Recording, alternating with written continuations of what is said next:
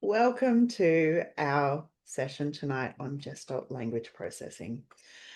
In the spirit of reconciliation, alongside families, would like to acknowledge the traditional custodians of country throughout Australia and their connections to land, sea and community. We pay our respects to their elders past and present and extend that respect to all Aboriginal and Torres Strait Islander people. My name is Christy and I'm joining you from beautiful Darkinjung country on the Central Coast. Please feel free to share what country you're on in the chat if you would like to. But tonight I'm here to host this amazing session. I identify as ADHD myself and I'm also parent of an autistic child. Joining us this evening is the fabulous Frances, an all-round excellent human being who's a practicing speech pathologist and CEO of the Speech Tree. So Frances is going to help us learn more about what Gestalt language processing is and why we're hearing so much about it at the moment. Over to you, Frances. Thank you. Thanks. All right, while I'm saying hello, I'm going to start popping the slides up because it's a little bit of a multi-step process with the platform that I'm using for slides, which I am hoping is going to play ball. It did okay in our test before, but just to make sure. It's actually come up perfectly first time. Awesome. There you go. So yeah, I'm Frances. I'll be talking to you about Gestalt language processing.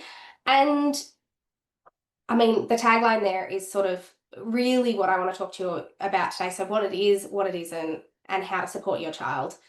I will preface this by saying when I received an email from Christy inviting me to speak on this topic, I tentatively replied and said, yeah, sure. Would you like to maybe chat about it first on Zoom? My reason being is that I felt at that point that my views on Gestalt language processing were actually quite, I suppose, out there. But the more I've spoken to people, the more I've actually, gathered a bit of evidence from our community, from the ADHD community, and from professionals working in this space to go, yeah, there's actually a little bit to unpack here. So let's see if this is going to, yay. Okay. So I am a speech pathologist by trade, an autistic, ADHD individual in the rest of my time and in my work time, to be honest. I've yet to figure out a way to successfully separate the two, despite trying for many years. I've actually probably reached a point of just wholeheartedly merging the two. Not sure I could be one without the other at this point. And director of the Speech Tree. So I started the Speech Tree, which is a paediatric and adolescent speech pathology service, after years of working for other people, working for the Department of Ed, working in mental health, working in juvenile justice, and never finding a group of people that appreciated the clients in the way that I did. And I constantly sat with discomfort about clinicians' main goals being around changing children or changing young people, and constantly sending this message that who they were wasn't right or wasn't enough. And I, in my baby speech pathologist and I guess really baby human brain at that point, I wasn't able to fully identify what that was. But after years of saying to parents, no, I don't think that's unusual, I do that, I had my moment of, I'm autistic, I'm ADHD, and that's why I'm digging what all these kids are doing. But I really wanted to create a space where young people could come and be who they want to be, families could be who they want to be, clinicians could be who they want to be. I had spent all my time feeling less and trying to mask, and I went, if that's how I feel as a professional working in this space, how do families feel? And thus started the Speech Tree, which was actually a paediatric clinic until I could never get any of my families to leave. And it became paediatric and adolescent, and now it's paediatric young adults.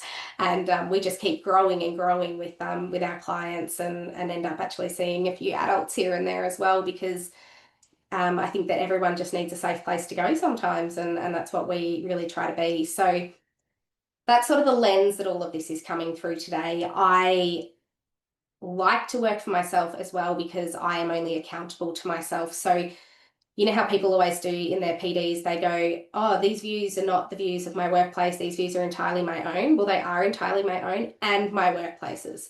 So I get to sort of talk through, what I believe is right in these cases. And so today we're going to talk about really demystifying what Gestalt language processing is.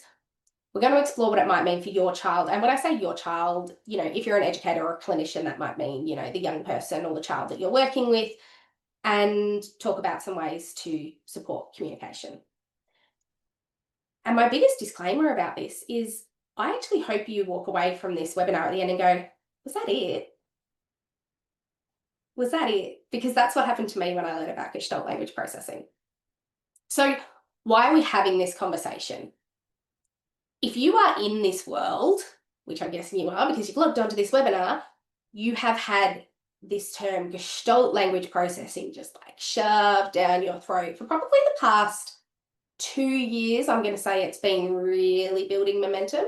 It was actually the natural language acquisition, which is the process which covers Gestalt language processing, was a model that was sort of coined in, I think it was the early 2000s. So it is actually relatively new in our therapeutic language, but it's not new as a concept, really. So why the conversation is happening now is because of social media buzz. So it is everywhere on social media. I know that scrolling through my Facebook, it's here's this ebook, do this course, here it is on TikTok, here it is on, people are talking about Gestalt language processing, and it can feel really overwhelming. So I have just come back from mat leave. I have been off for the better part of 2 years. And I came back into a space where people were really, really talking about this. And I was actually booked by a government agency to speak to their leaders about what this was and to consult with them because there was angst within their team about Gestalt language processing. And I went, yeah, cool, let me just Google this a little bit. And I Googled it and I went, this doesn't make sense to me. This doesn't make sense to me. And so I went to one of my senior staff and I said, hey, you've done PD in this, right? And she said, yeah. And I said, can you explain it to me? And she explained it to me and I went, yeah, this doesn't make sense to me. And it was causing me quite a lot of angst, which is what I want to remove for you guys today. I want to create some clarity around this. So basically, we can broadly classify language development in 2 ways. And it's that top down, bottom up. Can you guys see my video as well as my slides? Cool, because I'm talking with my hands here. So analytic learners, we talk about building language word by word. So they learn a single word. Down the track, they might combine that. You get a 2-word phrase, then you might get a 3-word phrase, and you might get some grammatical things happening. And, the language grows and grows and grows until we've got these, grammatical sentences. Gestalt language processors, we say learn through chunks. So Gestalt sort of loosely in German is whole. It means whole. So you're learning a whole chunk of language and then you're using that.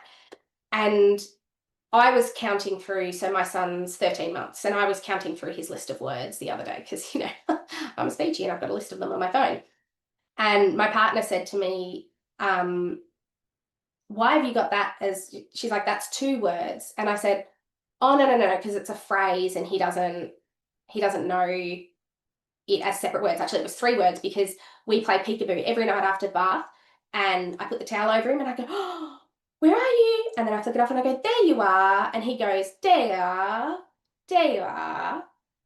But he'll say it to me in different contexts. So he'll pop out from behind the kitchen bench and be like, there you are. And I'm like, here I am. But those words, there you are, they don't mean anything to him necessarily. But there you are means like, oh, you've materialized. And so that's that's a chunk, that's a Gestalt. He's learnt that and he's applying it in different situations. It's often referred to as scripting, and where it becomes really, I guess, controversial, or previously it had, is when we're talking about echolalia. So echolalia, for the early part of my career, was really talked about as this almost nonsensical automatic repeating of auditory information. So just hearing things and just saying them as a form of stim, I guess, which, let me tell you, it can totally be. I have insane echolalia and it does my head in, because sometimes it just goes over and over and over and over. Or sometimes I'll be sitting somewhere and I'll hear an environmental noise, like a computer that goes da-da-da-da-da, and all of a sudden I've gone da-da-da-da-da, and I'm like, I can't believe I just did that. But that, like, the melody was just really like, and it was always taken to be that sort of thing. Because in those instances, yes, it's not really carrying meaning for me. It scratched my brain and I liked it and I did it. But obviously there are times when we have people who are using these phrases and they're using them, you know, like my little one does with that, there you are, and it means something. And so this is what we call Gestalt language processing. Now, right, easy, right? That's just like, yeah, cool, cool, cool. Done. Whole unit first. But so we said learning in chunks sounds like echolalia, but I think this third point is really important because it says used as one whole unit before being broken down. And this is where we look at this model that's called the natural language acquisition, where there are 6 stages that we'll talk about later, but it starts as that whole, and then we look at how we go through, because the majority of people, and look, I'm always really iffy when I'm talking, and particularly when I can't see any of your faces, because I was about to say, you know, they're not going to be adults and still only communicating through gestalts. I'm sure there are some people who do. Okay, so, you know, I don't want to say something like that and have someone go, oh, but my person does. Generally speaking, though, there's a process of learning, and where people get to that process is individual. But what we're saying is it often starts here and then it can move through to, I guess, more spontaneous communication that is more novel in the way that words are put together and used. So I keep talking about this thing, natural language acquisition framework, which is what people use for GLP, so Gestalt Language Processing therapy. And this is where I get a little bit of a tick happening here, because there is no doubt in my mind that Gestalt language processing exists as a type of processing, right? And it is a totally valid form of communication. Where I start to get lost is when we start talking about specific therapy for this type of language processing, as though it is completely in isolation from every other type of therapy.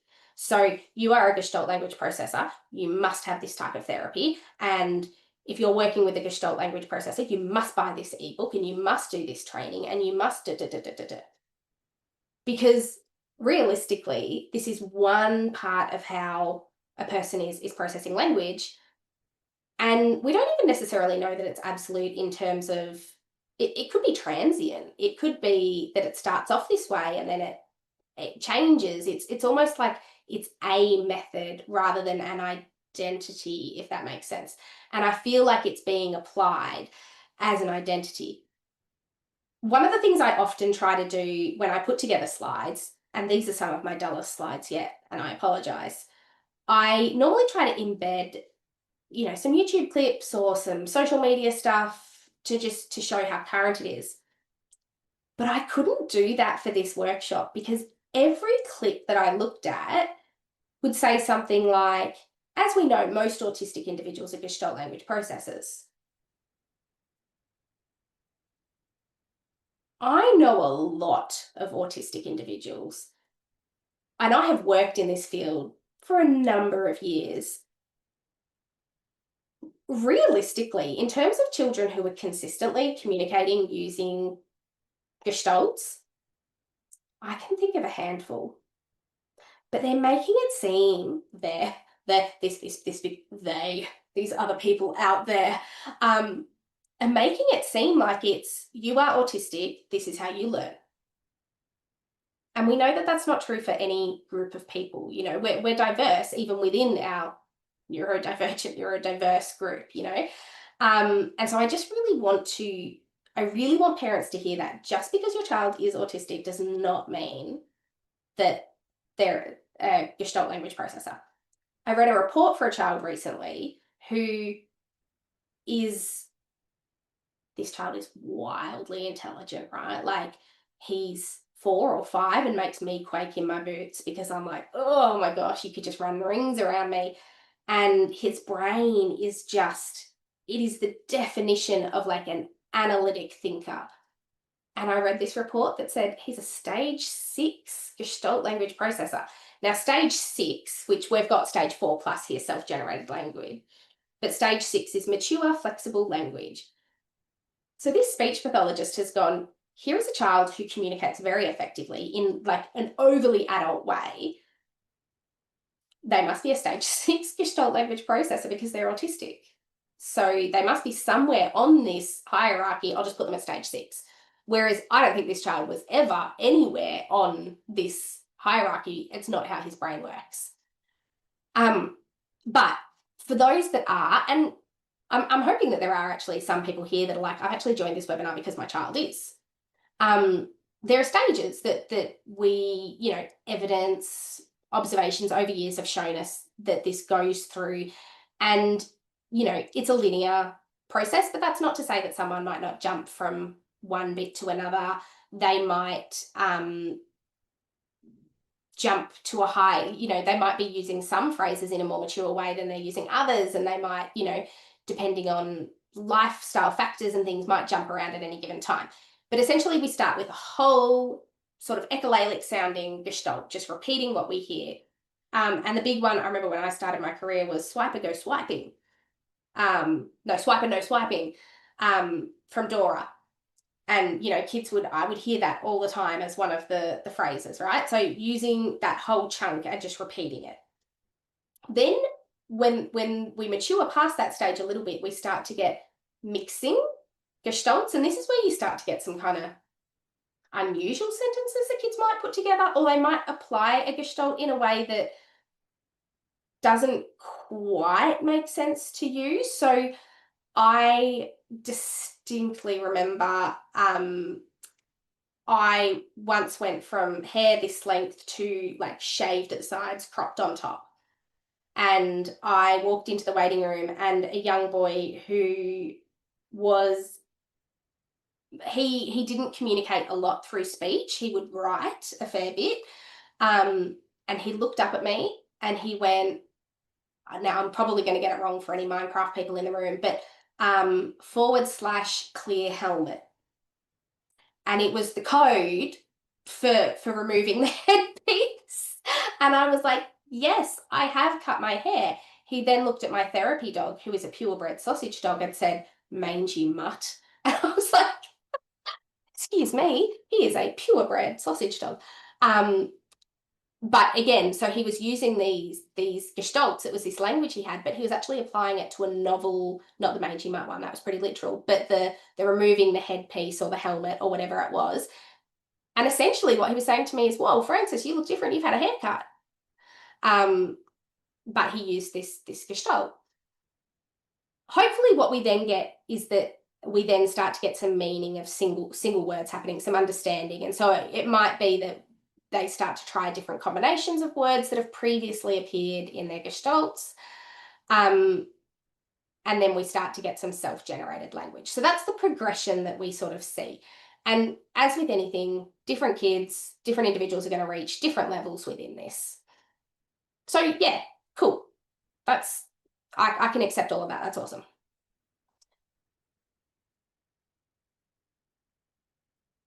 here's where you get me, right?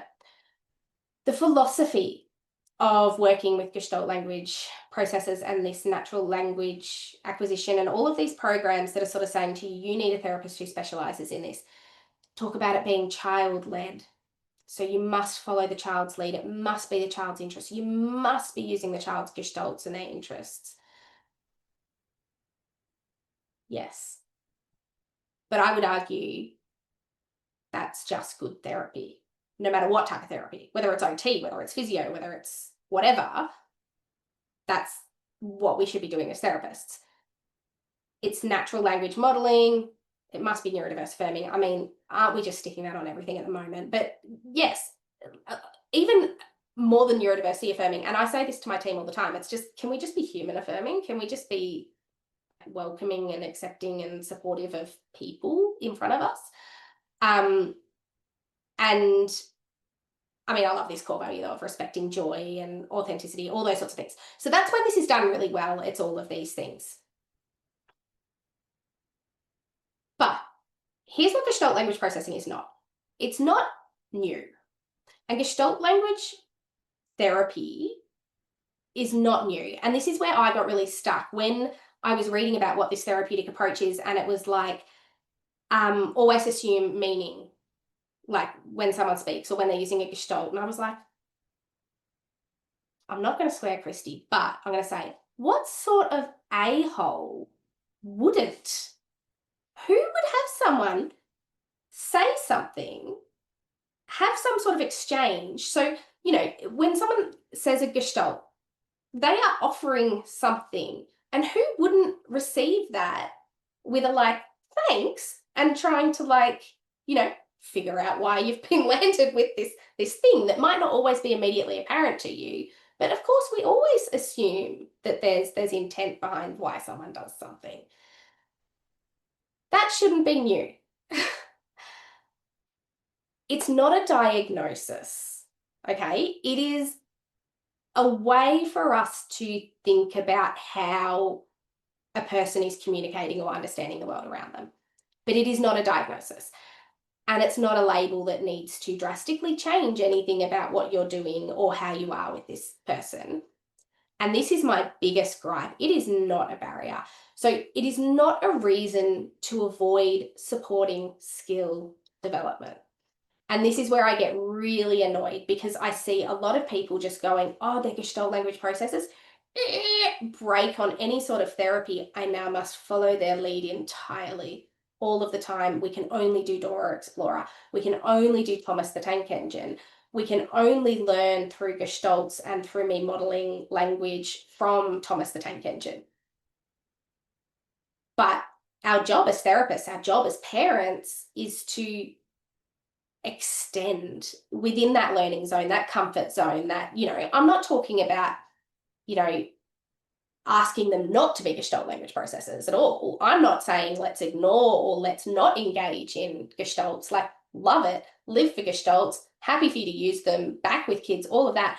But it's not a reason for me to stop modeling past tense. It's not a reason for me to stop modeling novel two-word phrases. It's not a reason to just all of a sudden chuck out all of my therapy and go, well, I'm just going to follow their lead. Because what happens often then is you end up with a therapist who's just spending time in a room with a young person and no one's driving and no one is having a goal of where they're going. And this is what a lot of parents are saying to me when they're experiencing sort of this sort of specific therapy. It's as though this is now permission for therapeutic goals to kind of just disappear. And I think sometimes it's because it's put a little bit in the too hard basket because people don't understand how it can fit in a communication profile.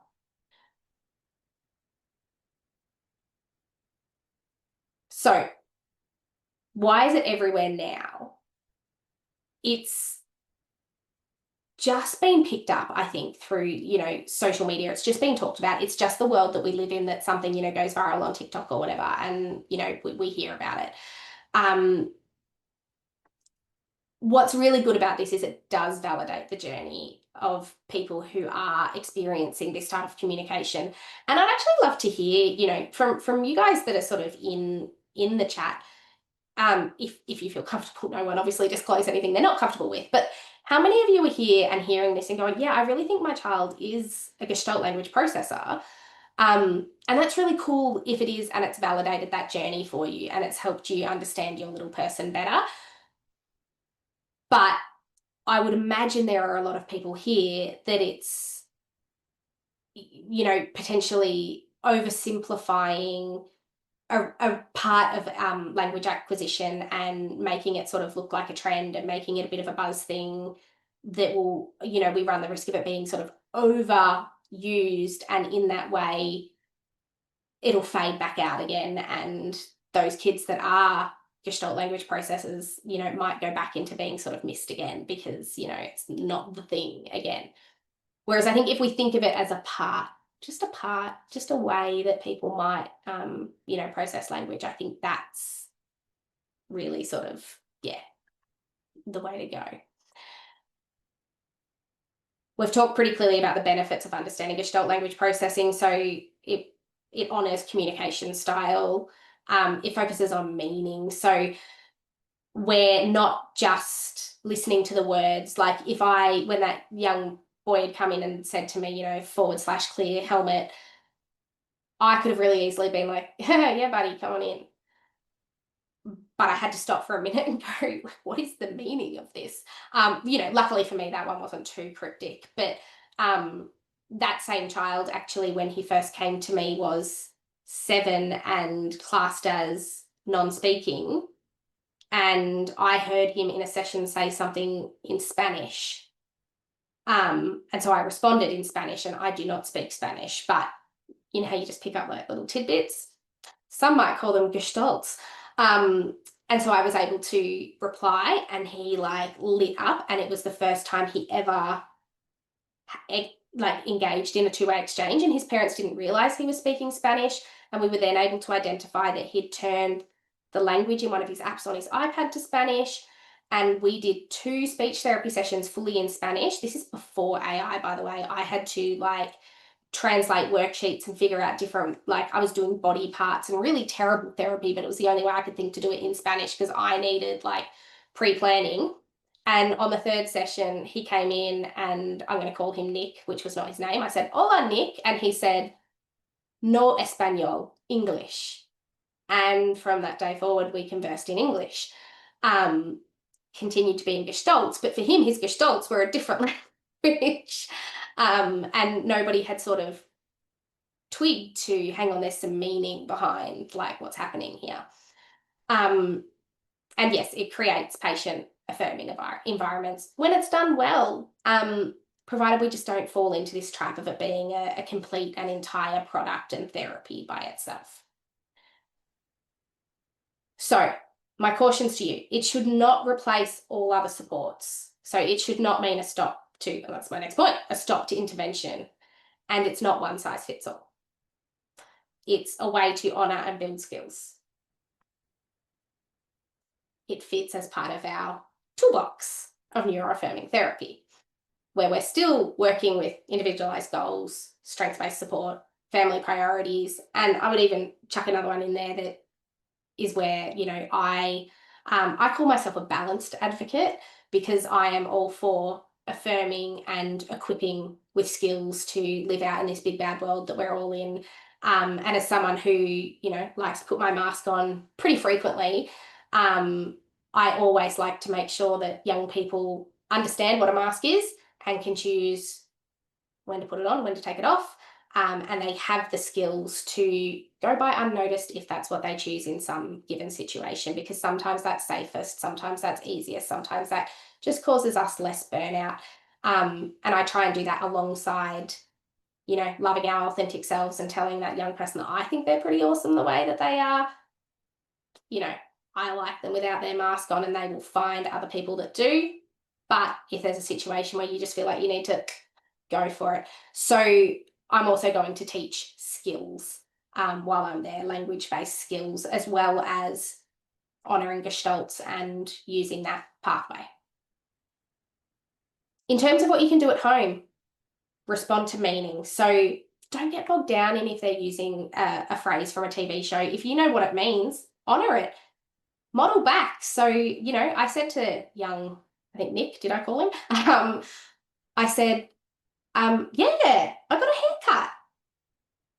And so I've completely honored the meaning. I get it. And hey, I've also provided the language that you could use for that. Use natural script. So, there you are. There you are. Have language that if you've got a child who learns in this way, repeat things frequently over and over again. There's a reason why kids learn, to sing the ABC song and they do their LMNOP. They clearly don't know LMNOP. They've heard LMNOP. But they can sing this whole song and they learn songs quickly because when I sing that song, when Christy sings that song, when you sing that song, we all do it the same way. So there's this consistent exposure to it that makes it easier to use. There's multiple exposures. So create some natural scripts. If you've got a kid who is responding really well to scripting, get some phrases and use them really consistently in your home that might help that child then functionally have some scripts and some language. Model flexibility in phrases. So, go car. If you've got a kid who says go car, go car, go car, then something goes past, go motorbike, go truck, go blah, blah, blah. Or it might be stop car, slow car, fast car.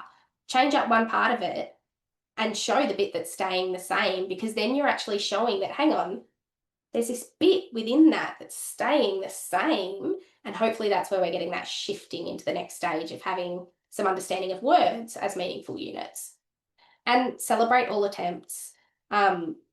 If someone's giving you something for some reason, whether it's verbally, whether it's AAC, whether it's gesture, whether it's whatever, they're making an attempt, they're offering something. So, we want to engage with that where we can, even if it doesn't look like what we might expect it to look like. I am getting really close to wrapping up, Christy. No, I'm okay. Cool. And this is where I feel a little bit cheeky, because questions for your therapist. So if you've got a speech pathologist who is saying to you that your child is a Gestalt language processor, or if you suspect your child is a Gestalt language processor, ask them, how do they support your child's natural communication style? And what do they think your child's natural communication style is? And when they tell you about that, and this isn't about putting the therapist on the spot. You can email these questions and say, hey, next session I'd like to talk about, blah, blah, blah. So, I'm not talking about going in and being a full baller and stressing people out and damaging therapeutic relationships for yourself if that's something you're concerned about. But yeah, what do you think Maxie's, natural communication style is? And how do you balance Gestalt language processing or Gestalt language therapy with other goals? So if they're saying they want to do this therapy, be like, yeah, cool, thanks for recognizing that about my Maxie. How are we going to balance it? What's the mix going to be with what we're already doing? Like what do we think's working? What's not working? How are we still moving forward? Or what are the goals? So when they talk about Gestalt language processing and Gestalt language therapy, that's a modality. What's our goal? So we still want to have a goal and something that we're striving towards. And how will this therapy change as we go through? So this is not a forever thing. So as communication grows, where is this going to lead us into? What other types of therapy and other approaches might we use? So they're really good questions if you think that you're getting a bit of a one-size-fits-all sort of, your child is autistic, they are a Gestalt language processor type response, which I feel bad for those therapists, because clearly they've tried to do some learning and they're being told that this is neurodiverse affirming. But again, it's that overarching, like we're kind of being autistic people just like chucked in a bucket over here as, this is how autistic people do things. So yeah, it's really great. And that just shows that you're thinking about your child and that you're flexible and thinking about how they're learning. So key takeaways, because, my ADHD at this time of night those meds aren't doing what they were earlier in the day, guys, so I hope there's been something linear here for you. But Gestalt language processing exists. It's a valid pathway for learning. Not all neurodivergent individuals need a Gestalt language processing program. I would say few do. And granted, that might be my caseload, that might be the type of families that come to my clinic. Happy to hear from other clinicians, but I guess I'm just saying, let's think about it before we apply it. Balanced support in any type of therapy is always best. Yeah, we want moderation, balance, individualization in any therapy. And we want to celebrate uniqueness. And that's uniqueness in communication, but just uniqueness in any way. I think more often than anything, and I cannot tell you how often I say in therapy to parents, because this is speech therapy, or because this is what a speech therapist does, and they laugh at me, because so much of what I'm doing is actually just undoing damage from the world or previous therapies or whatever, and is just actually sitting with people and being like, I see you, I get this situation is shit, this situation is tricky, or like, do you know what, I see you and you are kicking goals, and they might not be goals that other people, recognize as goals, but I see them and they're massive. And that is actually the biggest therapeutic value, and is why I can't get any of the clients at the Speech Tree to move on, which Speech Tree families, if you're listening, we love you. But I think that in terms of any therapeutic outcome, having that rapport, having that trust, and having that unconditional positive regard for clients, and that ability to just be there and meet them where they're at, is always going to get you the best therapeutic outcome, neurodivergent or not. So I think that is the biggest takeaway. And that's what this, if you've got a Gestalt language processor and you're applying this therapy, that's what you're doing. Now, resources. I'm going to share the slides, as Christy said, but you can read about natural language acquisition, which was the term coined by Marge Blank, who, for educators in the room, is the same person who wrote Blank's Level of Questioning. Really interesting. Some of the Hannon stuff can be really useful for this, like observing, waiting, listening to understand communication intention. So when a child is using a Gestalt and you're not sure what it means, that's, a really useful tool. And, shameless plug for ourselves, but we have a blog. We post about all things neuroaffirming in the world, according to Frances, with my opinion. And we've actually got an e-book, an e-guide that I put together that goes through in a lot more detail different ways to support Gestalt language processors at home or in therapy, that's sort of more into the nitty-gritty of it, where you can find the bit that sort of goes, yeah, that's where I feel like my young person is at, and I'm going to read this bit rather than this, which was a very overarching sort of like, what is GLP and isn't legit? Do I need to be paying attention to it? So I will make sure that the link to the ebook is in the email that goes out as well. I'll work with Christy for that to happen. How'd I go time-wise, Christy? You know what? You did really well. I'm very impressed. It's been fabulous. Considering we started off late because of our technical issues, it's run well. As I said earlier, folks, we don't have time to be able to take live questions from the chat. I'm sorry. In fact, I'm just going to ask you one question, Frances. Yeah. What advice would you give to our families? Like, what piece of advice do you wish our families could take away from this today?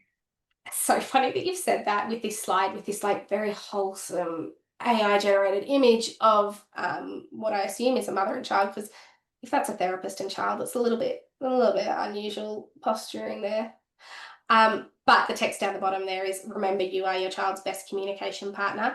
You are your child's advocate, and just really trust yourself and trust your gut. If the therapy doesn't feel right, or if you feel like someone's not understanding your child's communication intention, they're probably not the right fit, and you are going to understand their communication best.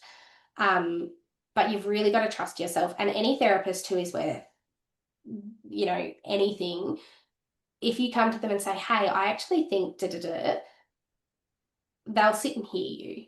They won't push back. They won't tell you you're wrong. They won't Because even if you are wrong, which you're not, but even if you are, they still should be honouring that approach and sitting down and educating and working through with you. So I think one thing that I always say to families is, you know, not every clinician is going to be the right fit.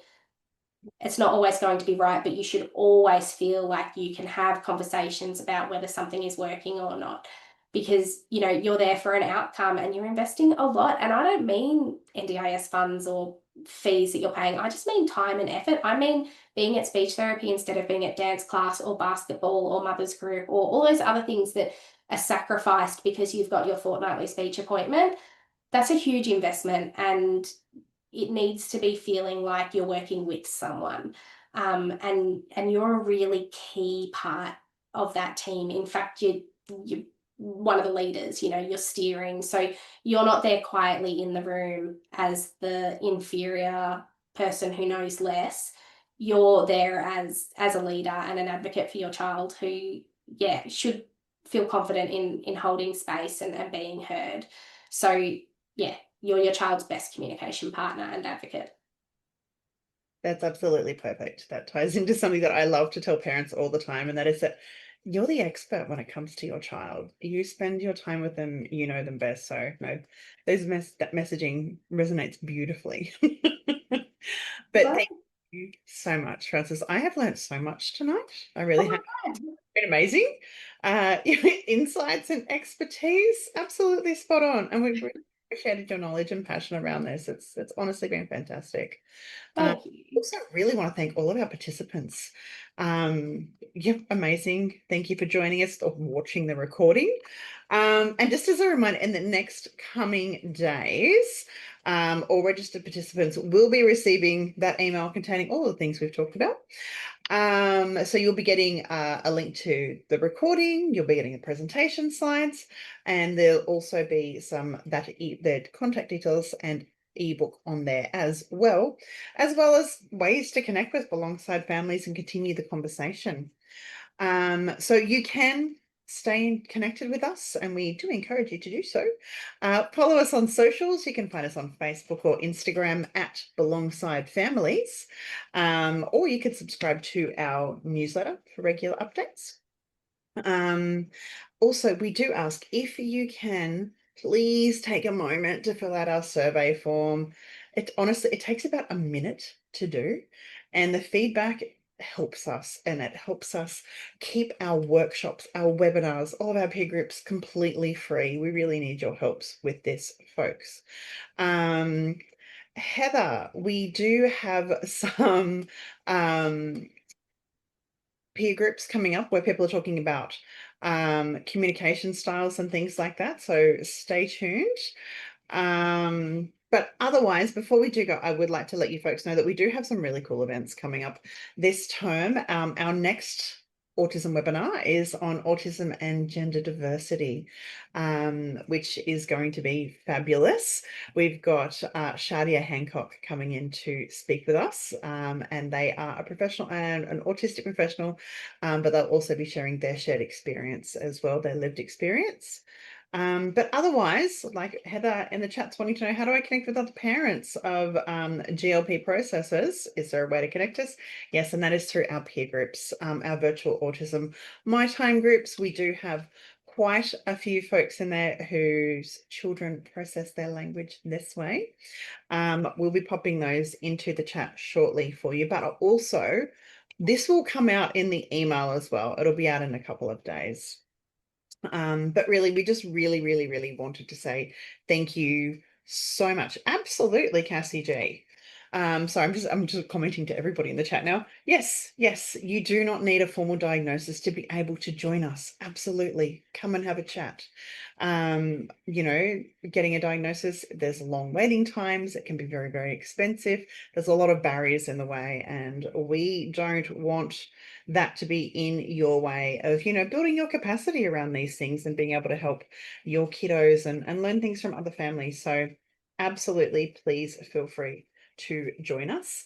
But yes, as I said, if you could fill out the survey, eternally grateful. But yes, there'll be an email coming out in the next couple of days. But otherwise, we will say good night. Frances, again, You're amazing. Thank you so much. Yeah, well, yeah, thank you for creating a space and an accessible space for these sorts of conversations to take place. It's really cool. They're important conversations to have. They Yeah. really. So thank you. And thank all of you again. You have been lovely.